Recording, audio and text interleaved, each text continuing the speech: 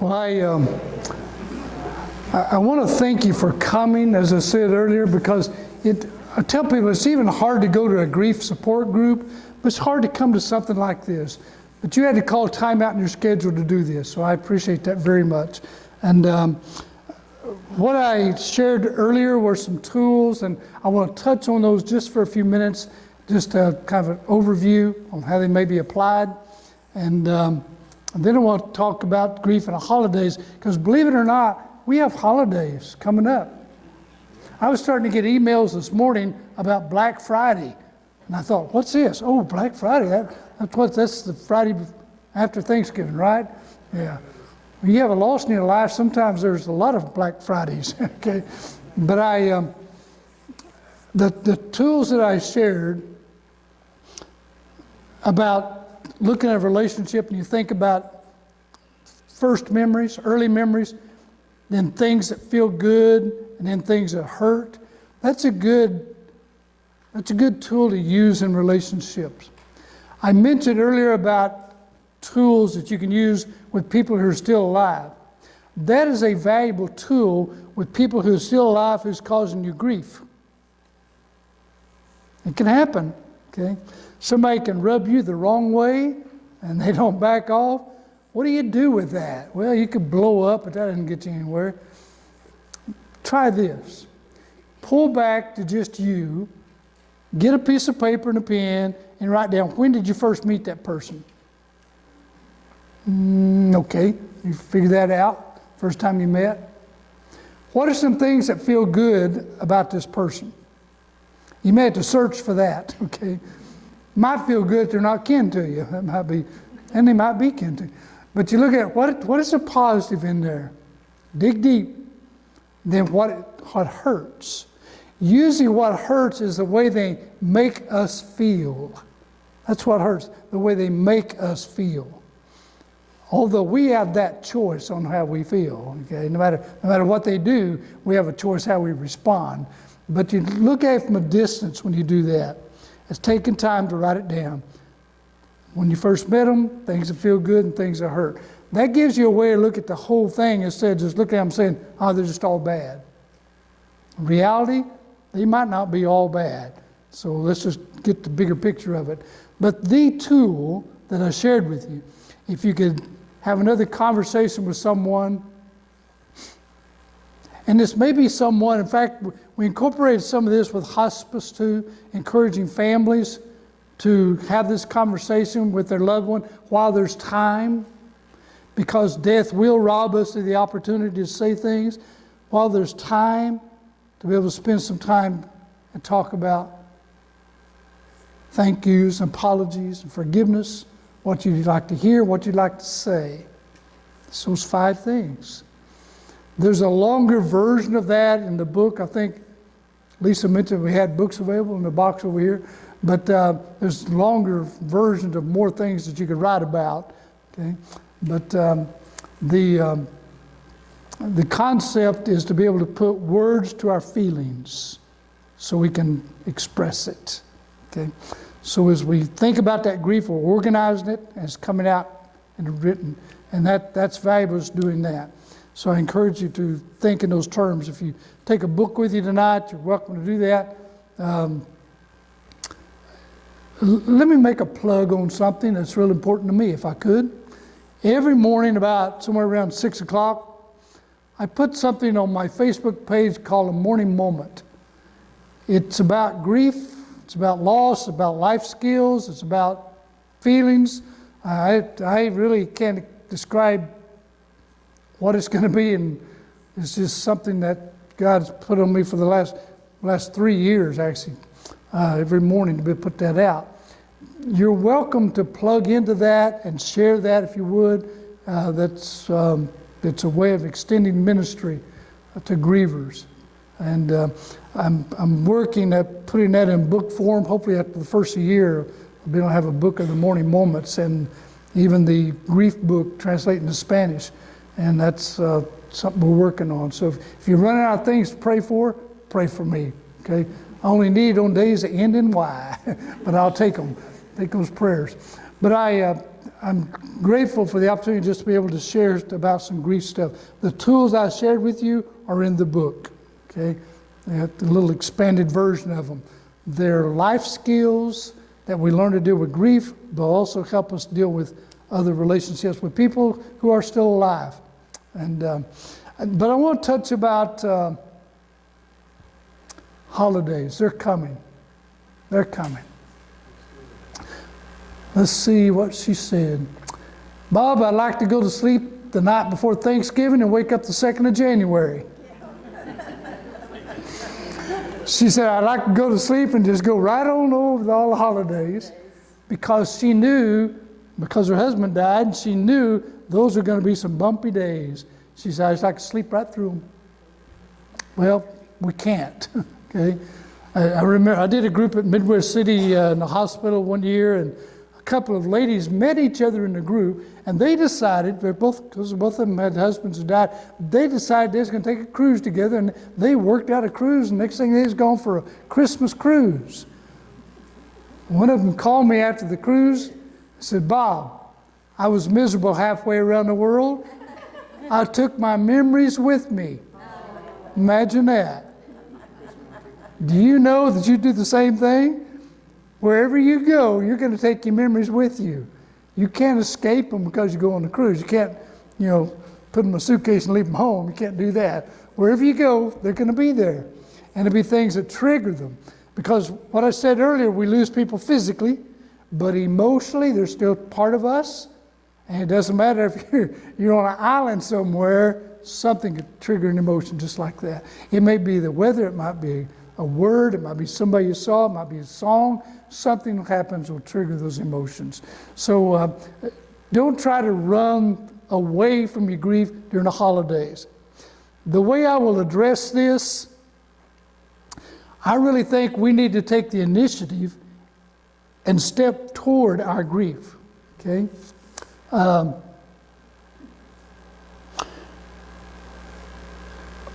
We need to make a plan for the holidays because they're coming. So as a griever, we can take the initiative and say, this is what I need to do. If we decide to do nothing, we will get thumped over the holidays because we didn't take the step forward to do something about it. There are some things I would suggest. Thanksgiving is coming up first. By the way, what did I read? 11 federal holidays. 11 federal holidays. But there's birthdays and there's anniversaries. And you remember the date that your loved one died. Those days come along. I remember my dad died on a Thursday. I remember thinking the next week on a Thursday, I thought, it's been 1 week. Down here I thought, it's been 2 weeks. And it's been a month. Keeping track of those things, don't we? And we just kind of check it and we keep track of those things. Those are always going to be on the calendar. Okay? And so those days that we call holidays, they are just other days, that's true, but there's traditions with them. That's what makes the difference. There's traditions. Most families like to get together at Thanksgiving. And my family always likes to. But I remember my dad died in October, so in November somebody had Thanksgiving planned. So we went to Mom's house, sat around the table, and at the end of the table was an empty chair. Guess whose chair that was?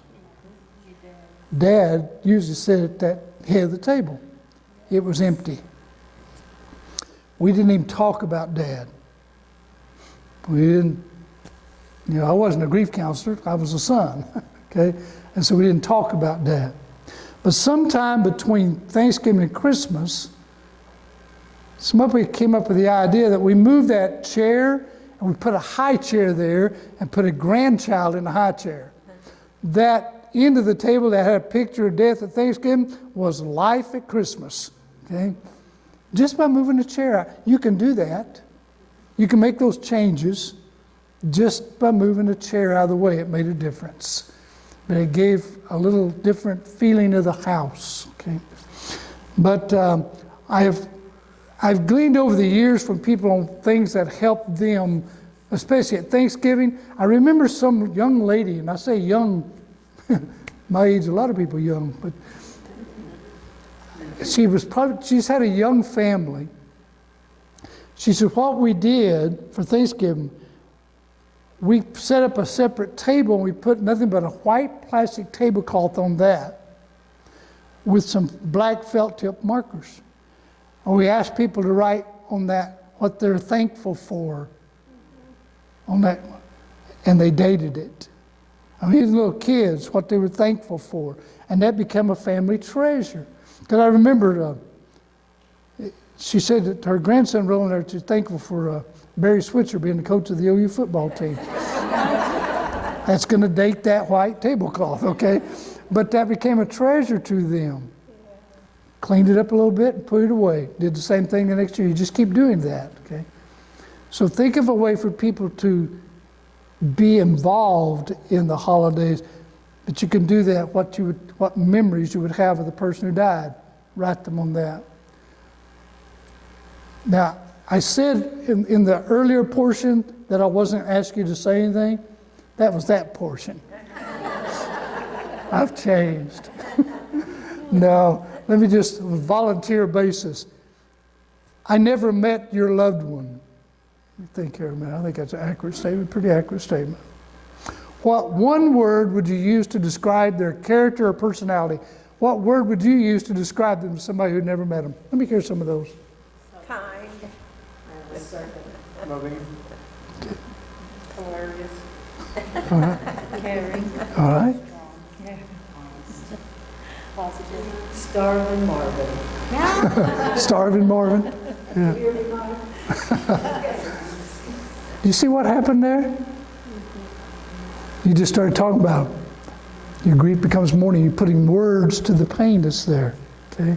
But you describe someone with words. If I had your family together and I asked for more of those words, everybody in the family would come up with a different word, wouldn't they? Yeah. Okay?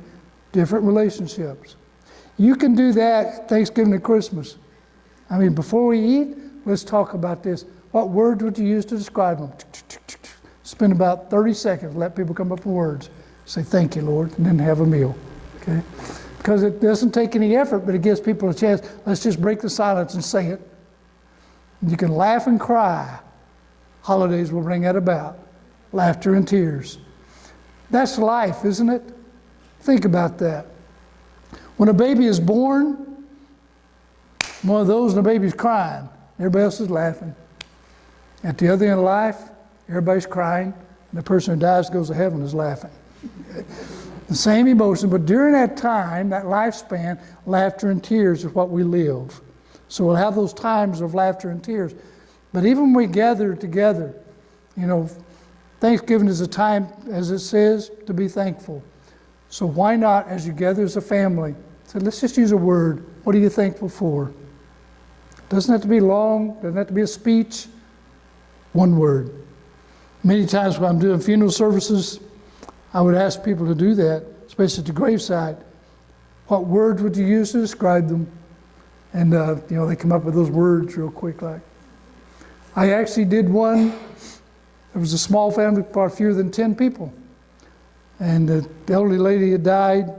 And I said, what word would you use to describe this dear lady? And one of her daughters said, that wouldn't be fair.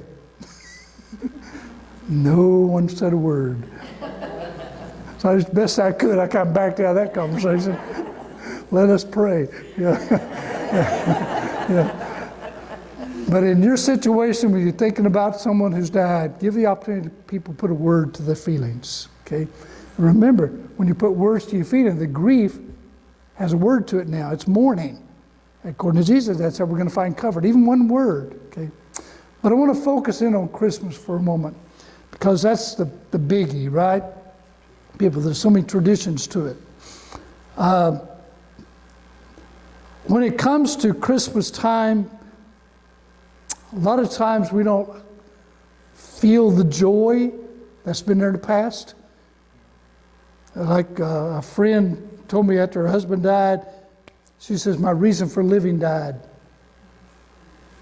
Okay, so it's hard to come up with that joy. Her reason for living died. I encourage people to look for ways to shop rather than go out into the malls and get around the crowd and hearing all of the Christmas music and the laughter and watching families together. If your family isn't together, it's hard to see that. Do you understand? It's hard to watch other families having fun when you realize there's an empty place in your family. I have 2 words, very important words. Gift card. Gift card. One size fits all. I have never seen anyone turn down a gift card. Never. You don't have to go shopping. You can go to the drugstore. You can go to the gas station. 7-Eleven. There's a little, I wish I'd thought about it, a little kiosk where you can pick all kinds of gift cards for food, for entertainment, for books. Gift cards. In fact, you can even announce this year we're having a gift card Christmas. Don't you dare bring a gift in here. We're just giving cards to each other, okay? Do you know what that does? That lowers the anxiety of, I need to go shopping. I need to buy this. I need to get this. No, you need to take care of you. That's what you need to do. For Christmas, let's do number 1. Let's take care of ourselves first. But yeah, I'm a firm believer in gift cards. Once in a while, my wife is a believer in that, but not very often, okay? I'm trying to train her. But 54 years of training, not quite there yet. But the gift card is something that if it hurts to go out and go shopping, because you're seeing all the environment and you're hearing all the music and stuff, don't go. Go to Plan B. There's online stuff that you can order. You can call or place orders. You can even have it packaged and sent to them if you want to. You know, the decorating for Christmas, you may not feel like decorating this year. Let's go to a Plan B. How about this? Instead of decorating Christmas, you can put out on the table just put some photographs of the loved one who died. Okay, put photographs of them and put a basket there. And you let family and friends know that instead of decorating, what you're having is a card Christmas. Send cards and memories. You're going to put them in cards, you're going to put them in that basket. Send us some memories that you write out of how this person made a difference in your life. And you start putting those in that basket. That becomes a gift, doesn't it? You know how important your loved one was to you. What warms your heart is hearing how important they were to someone else. If you have that in writing, that is a treasure. You're not going to throw that away. That's not a Christmas card. That's a treasure. So maybe this year at Christmas, you might make that a tradition. Just write down some memories and send them. And I know there are several people that they'll not write it down, although that's almost a lost art of writing things down on a card. They might send you an email or a text. Save it, print it, put it in that basket. Because it's a way of capturing what this person meant to someone else. Do you know the beauty of that is not only for that Christmas, but over here in February when it's cold and you can't get out and the walls start closing in on you, you can pull that basket out and start reading those memories and it warms your heart. Okay, so I would encourage you to look for an opportunity to do that. Even if you're going to decorate for Christmas and have a Christmas tree and all that kind of stuff, set up a table with the photographs of your loved one on that table. Let them be part of it. Let them be present. Now, I want to say something, and I know that when I say it, I need to come back and say it again. But I think you'll grasp it. What hurts is the presence of their absence. I'm going to run that by you one more time. What hurts is the presence of their absence. They're supposed to be in that chair at the end of the table. They're supposed to be in that recliner opening gifts when everybody else does. They're supposed to be around the table. They're supposed to be, but they're absent. That's what hurts, the presence of their absence. So instead of facing that absence, let's talk about it. Let's talk about memories. And I keep coming back to the part of what did they put into your life that nobody else could? You can give children the opportunity to talk about that. Children can talk about that. What do they mean to you? What's a special memory? Let the kids talk. You know, usually kids are more honest than adults when it comes to grief. They don't have as many barriers up. They're just more honest about feelings. I'd been with hospice probably 3 months. Got called to a home, a gentleman had died. He actually had cancer, but a heart attack took his life before the cancer did. So it was a sudden death. So went to the family at that time. Then a couple of weeks later, I went back. After the funeral, went back to the home. This man's wife, 3 grown children, and their mates. Just sitting in the living room and talking about this man. In fact, he played Santa Claus up and down the street. That was what he was known for. Dressing like Santa, door to door. They talk about that. The daughter-in-law, she said, Bob, I've got a son. He's like 4 years old, the best I recall. She said, he came to me and says, where's Grandpa? Because remember, Grandpa was a hospice patient, died. Where's Grandpa? So I got on my knees and I hugged him up real tight. I said, honey, Grandpa died. Well, where's Grandpa now? He said. So she said, well, Grandpa's gone to heaven. He said, good. Got in and started playing. You know, kids can do that. They can turn it on and turn it off. We haven't learned that yet as adults, but kids can do that. Well, the next day, the family went to the cemetery to look at the grave. They got out of the car. The little boy was the first one, ran up to the edge of the grave. There was flowers on top of the grave. He looked at those. He turned and says, Mommy, is this heaven? Because remember, Grandpa died and gone to heaven. There they were out in this field of flowers. Well, that night, she put that little boy to bed, tucked him in. She reached in her pocket and put out a Hershey's candy bar. Just ripped it open and gave him some candy. And she took some candy and she said, let's talk about Grandpa. What do you remember about Grandpa? Well, that little boy remembered Grandpa had taken him to the ball game. They'd been fishing together. They played games together. Grandpa had fixed his toys. When he finished the memories, they finished off the candy bar. Mom slid in bed beside that little boy and hugged him up real tight. Said, honey, I want you to know, Grandpa's a lot like this candy bar. Because that good, delicious, enjoyable part of Grandpa, that part of Grandpa that you just told me about, that's a part of Grandpa that's gone to heaven. We can always talk about Grandpa. Then she held up the wrapper. Said, this is a part of Grandpa that's buried under those flowers at the cemetery. It's Grandpa's wrapper. That boy understood. You eat a candy bar, you throw away the wrapper. We live this life, they'll do something with the wrapper. They'll bury them or burn them. They do something with the wrappers left behind. But the person that lives on the inside is the one that's going to live forever. So when we gather as a family, we don't want to talk about the wrappers. We want to talk about the person that lives on the inside. Talk about the memories. Little kids can do that. If we give them the opportunity, what do you remember about Grandpa? What do you remember about whoever? Let them talk about feelings.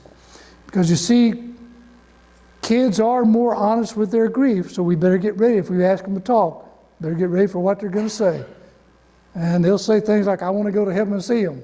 I say, well, we all do, hon, but we'll just wait a little while. It's not our turn. Not yet. Not yet. The lady whose mother was dying, she crawled up in bed with her and hugged her mom. And her mom says, it's getting close. Says, Mom, I'm not ready. I don't want you to die. And her mom says, You know, it is getting close to my time, I know. The daughter says, I want to go with you. The daughter says, no, it's my time. You keep your bags packed. You know, and that's kind of what we need to think about too. Those gone ahead, we need to keep our bags packed. Okay, that's our role here. Okay, that's our role. When the holidays come and Christmas comes along, you gather as a family, you share memories. What you're going to find, it can lower the anxiety a little bit. The anticipation of the day is usually worse than the actual event. Okay, just leading up to it. Some families choose to do something entirely different. They want to completely change traditions. They want to go out and eat somewhere instead of having a meal at the house. Or maybe they want to go to someone else's home. If you want to change traditions, be open to do that. But think it through. Involve other people in a decision to kind of get as many people on the same page as possible. Because one of the things that can happen, and it's hurtful when it does, if you build a wall between people at the holidays because of loss of tradition.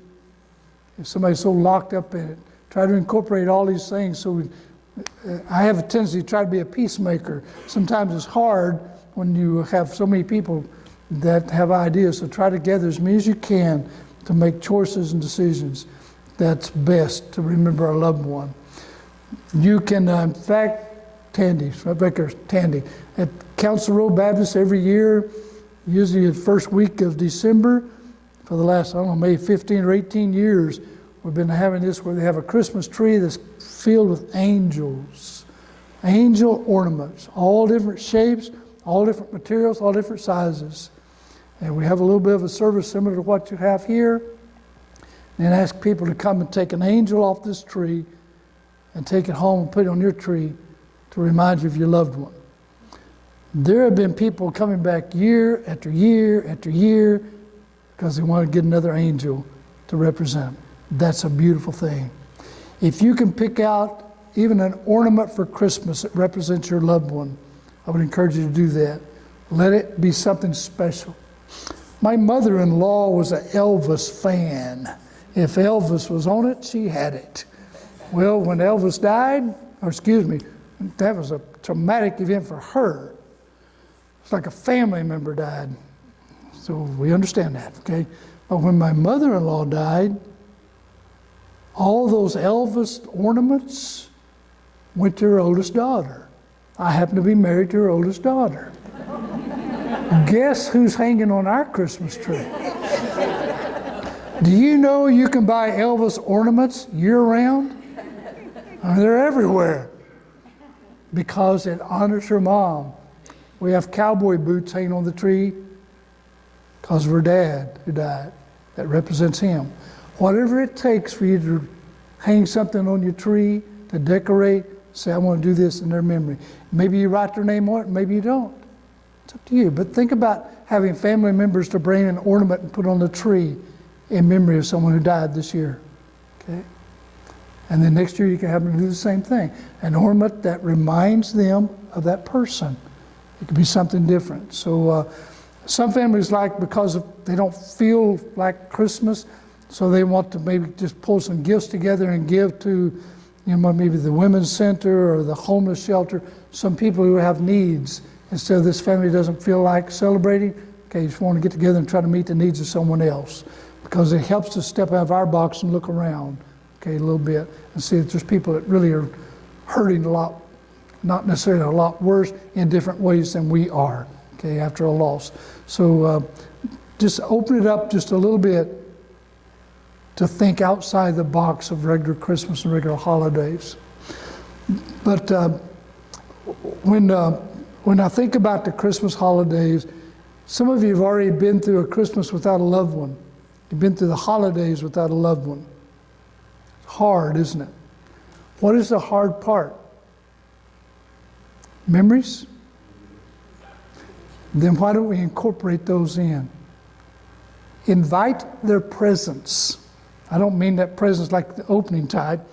Invite their presence like their memory to talk about them. Okay? Because if we're going to be there and we're going to have the memories anyway, why don't we just talk about it? Because when we do that, that becomes mourning. Are there going to be tears?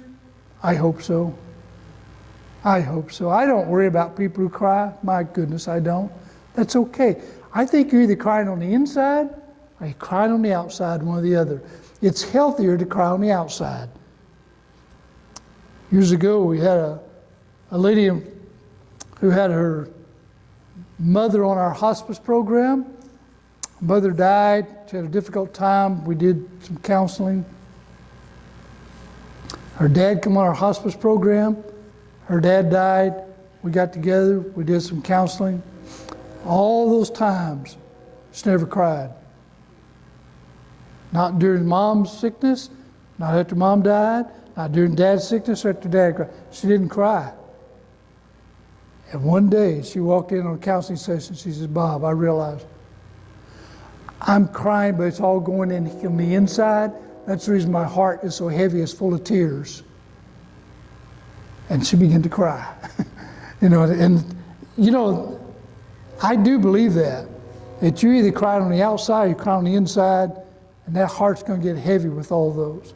So find you a safe place, a safe person who will allow us to cry, to weep, to talk about loved ones, to talk about memories, okay? The Thanksgiving and Christmas are not the only holidays. Some people get together for New Year's and they celebrate that. It can be difficult on Mother's Day or Father's Day if your mom or dad died. Okay, those are holidays to celebrate and you realize there's something missing here. I can't do that. Again, the presence of their absence during a holiday. So what we do is try to bring their presence into that, to remember them on those days. If we can take the initiative, if we can make some choices and intentionally remember them, then that takes the surprise out of it for us. Intentionally remember them, intentionally honor them. In fact, there's something I've written about in one of those morning moments, I believe, called Honor Day. Just an honor day. It may just be a special day. It's not a holiday, it's not a birthday, it's not an anniversary, it's not an anniversary of a death day, but just a day that's selected that we can honor them. During COVID, when COVID first started, in fact, some of you may be involved in this, where if someone died, you could not have a funeral. If you had a funeral, it limited to about 10 people to attend. That complicated grief when that happened, okay? Because we didn't have the public, corporate grief part that we need. And that complicated. Why not have a day set aside? We're going to honor them on that day. And you call family, you call friends. At this time, this location, you're welcome to come. We're going to have their favorite food, which is, what's the favorite food of your loved one? What comes to mind? Mexican food. Why not have their favorite food? Chinese food. Yeah. And you have their favorite food. And you walk in, there's music playing. Yeah, that's their favorite music. Okay? You have pictures of them sitting around. It's a day you're going to honor their life. In fact, I'm going to give you an opportunity to talk about them. If you want to, share a memory. Give people time to talk about memories they have. And when you walk away from that, you say, that honored them. Isn't that, now I'll say it like this, isn't that healthier than going to a funeral where you spend an hour and you're so numb you can't absorb what's being said, and you walk away and you wonder what was being said, what happened. If they didn't have a video of it, if I didn't video it, I wasn't sure I was even there. But somewhere months down the road, you can have an honor day, any day you pick out, any location you pick out, and you honor their life. There's no rule that says you cannot do that, okay? You can do it every year to honor them. They deserve it, okay? I think it's a healthy thing to do, to set aside a day of honor for someone and have that at a special place, special location, special ways, okay? What have you found that helps during the holidays? Anybody have some input? What have you found for you personally, maybe in your family, that has helped during the holidays? Anyone? Anyone else? It's hard, isn't it? Okay. What hurt? What is it about the holidays that you don't want? Well, I'll share one. I lost my mom 4 years ago. And she shopped all year round. Mom shopped year round? She shopped year round for Christmas stuff for people. And so she passed away in April. And so that Christmas, we always did like the Dirty Santa or gift exchange. And so no one was allowed to buy anything. We just wrapped up a bunch of stuff in my mom's house. And we did Dirty Santa. No one knew what was in there, but it was all from Momo. That's it. Momo. And that was great, but it was hard. Right. You honored Mom with her own stuff. Yes. You know? And then we got to clean out That's the house. That the was good thing about it. You know what? Everything that was wrapped up had Mom's fingerprints on it. absolutely. Those are treasures. Okay. Right. Common to dread the holidays? Excuse me? Is it common to dread the holidays? Common to dread them? Yes, sir. Certainly is to dread the holidays. We like to be able to just do without them. In fact, sometimes we don't even want to be around people who are celebrating the holidays. If we could, to avoid the celebration part, that we're not in a celebrating mood, okay? Because they like for us to be joyous with them, and we can't do that if we're empty, okay? If there's a big hole there. What I found is,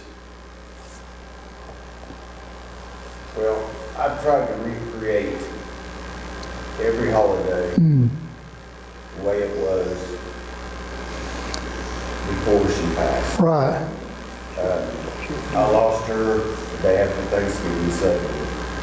I don't remember, I buried her on my birthday, I don't remember Christmas, I don't remember New Year's, I don't Right. remember our anniversary. But since then, every trip we took, I've taken those trips again this year to try to recreate, and I think that has helped me by trying to recreate trips with friends, our trips, whatever we did on those special days. And I think that's helped me a lot. I am not looking forward to Thanksgiving. Right, and I understand it. And one of the things about recreating those, we're going back into memories, and we're trying to bring some of those memories with us, because the memories felt good, and we'd like to feel that again, okay? So we look for those things, the elements that feel good, and we'd like to incorporate some of those in. But also we can start some new traditions. You look to do that. Maybe you decided a new tradition, just like the ornament thing, and let people bring their own ornaments. That might be a tradition you start. But look for ways to start something new also. Incorporate the memory? Absolutely. You're going to do that. You know, I touched on the first part about grief and how everybody grieves differently. And we talked about how that grief never goes away. But do you know, there are people who say grief takes 6 months or a year. And I often tell people that you can measure your grief. You can measure grief. I measured mine. My grief goes from my brain to my heart. Some days I'm up here. Those are the facts. Other days it's down here. Those are the feelings. And grief will go that channel back and forth. So if you want to measure your grief, that's your measurement right there, okay? From your brain to your heart. And it's going to be different for every person. But sometimes in the holidays, we have all these facts that we know what happened, but we want to live down here in the feeling part. We want to feel it again. But it's hard to get the feeling if that person isn't there to incorporate that with us. So we try to get that from other people, family members, friends. What was special about them? Probably 20 years ago. This would have been about 10 years after my dad died. I was doing a program down Chickasha, and there was in a church. After I finished, there was a lady that walked up, and she said, all she said was, "I knew your dad." Whew. From that moment on, I don't know anything else that was going on in the room. It was me and that lady. I said, "Can we sit down?" And I sat down with that lady, and I said, "Tell me about him." I knew stories. I knew my dad, but here was a total stranger that had things to share that I'd never heard. Do you know what? I left that night feeling so much closer to my dad because I met somebody that knew him. Don't be afraid to talk to people who've had losses of loved ones. If you knew that person, why not step forward and say, you know what? I was just thinking today how much they meant to me. Or I was just thinking what they put in my life. Or I was just thinking what I remember about them. And share that memory. You might think, well, they're going to cry. They're crying anyway. Crying's pretty good. They're going to cry on a good stance. What they're going to realize, here's somebody that knew them. And share the memory. Whether you do that verbally or whether you write it down, that's your choice. But look for ways to share the memories. Those are treasures. You all have them. You do. You all have those treasures. Remember those two words? Gift card. When I was preparing tonight to think about this, in fact, I was going to bring one with me. I got gift cards around the house that might have $2 on it or something. But I thought, that's something that we need to leave with tonight. We need to leave with that, how simple it could be, instead of being overwhelmed with, what am I going to do for Christmas? What am I going to do for Christmas? We got new great-grandson and all this stuff going on. I told my wife, gift card. Nah, I know. That's right, Sandy. Nah.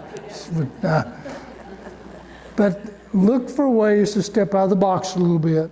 Say, this year can be different. It's okay. The birthday's going to be different. The anniversary's going to be different. Every day is different. Okay? It's okay during the holidays. You cannot just call time out and miss them. And if you're invited to a function, maybe work-related, maybe church-related, I would say you can consider to go, but if you decide to go,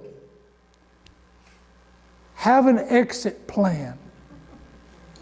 Don't you know that when you go to a building, you're supposed to see where the exits are? Be aware of that in case you need to get out of there. Grievers, you need to do that. No matter where you go, recognize where the exits are and have you a plan. That's why it may be good not to let someone drive you, because you might be trapped.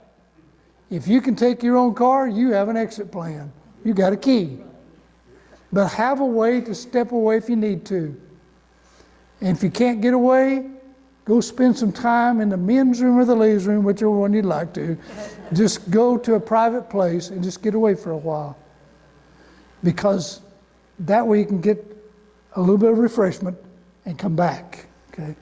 But I'm serious. If you're going to be into a setting where there may be a time that you're uncomfortable, plan ahead and have an exit. It's even better than that if you can bring a safe person with you. That's going to be your bodyguard, your buffer. And all you have to do is give them a certain look and they realize it's time to step away, and they'll take you away. Have that conversation ahead of time that it might get overwhelming. And if I just look at you a little bit like one of these, get me out of here, okay? Have that. Don't be afraid to set that up. That's not cheating. Grief is cheating, okay? It's called planning ahead and taking care of self.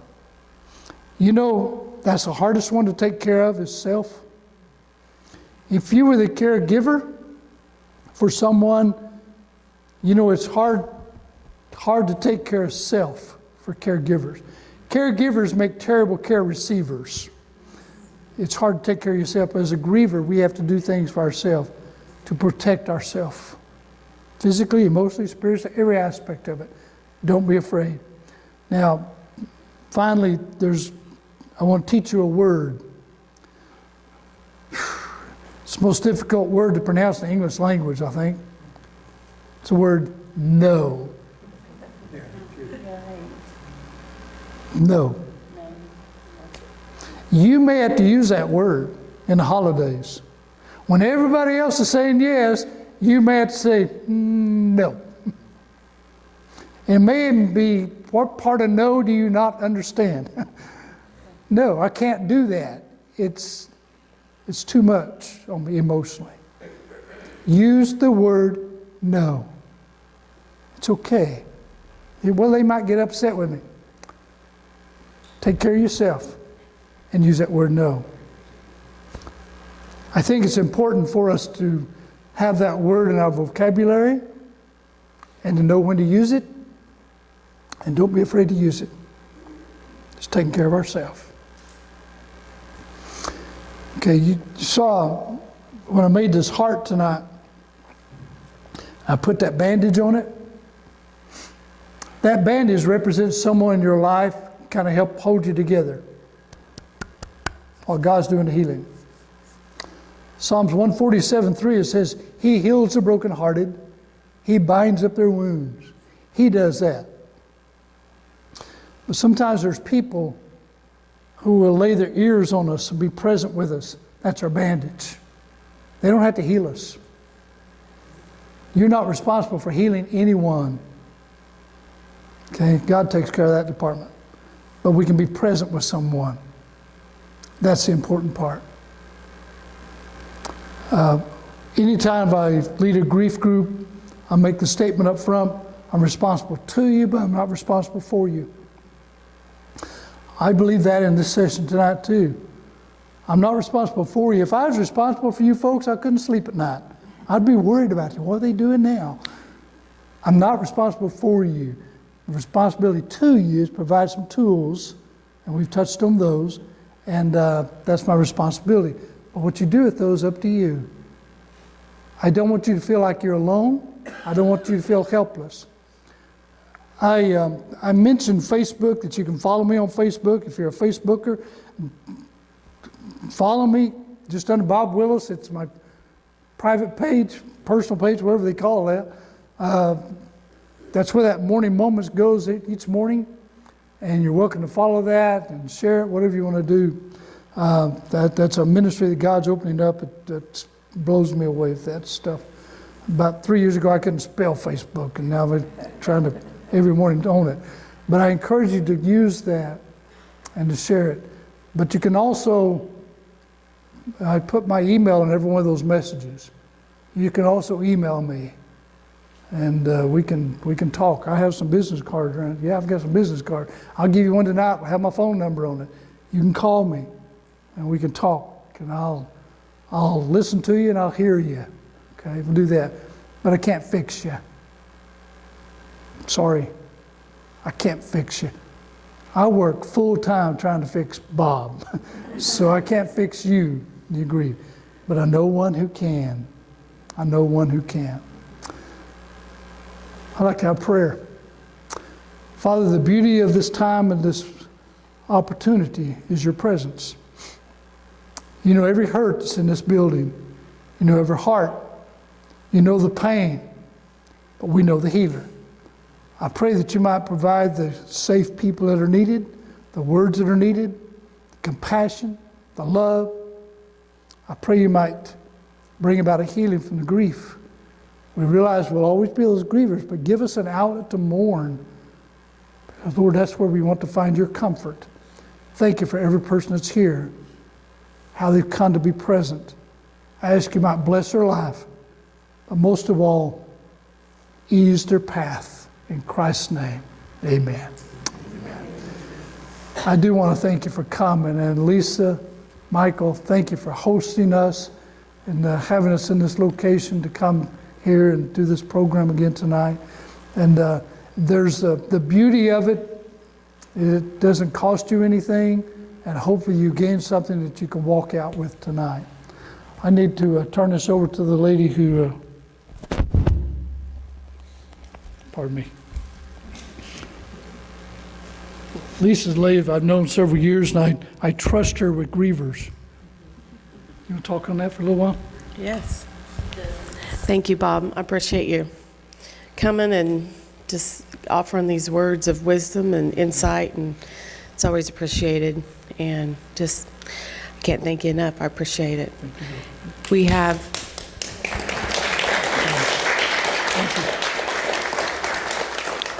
And we're very blessed to have him so close in Edmond, Oklahoma. He's leaving shortly to go roustabout across the south, a little further south. And but we're just very blessed to have him here. We do still have refreshments out front, and he does have some books here. I think there's 30. So if everybody that's here, if each... until we run out, you're welcome to take one with you. Otherwise, I think you can order them on Amazon, right? They're on Amazon. But these are free, so if you would like to have one. On Amazon, they're $10 a book, or you can get 2 for $20. I like that math. But thank you guys for coming. I appreciate it. And please, when you head out, grab some cookies, or we're going to be widening the doors at our house. So, all right.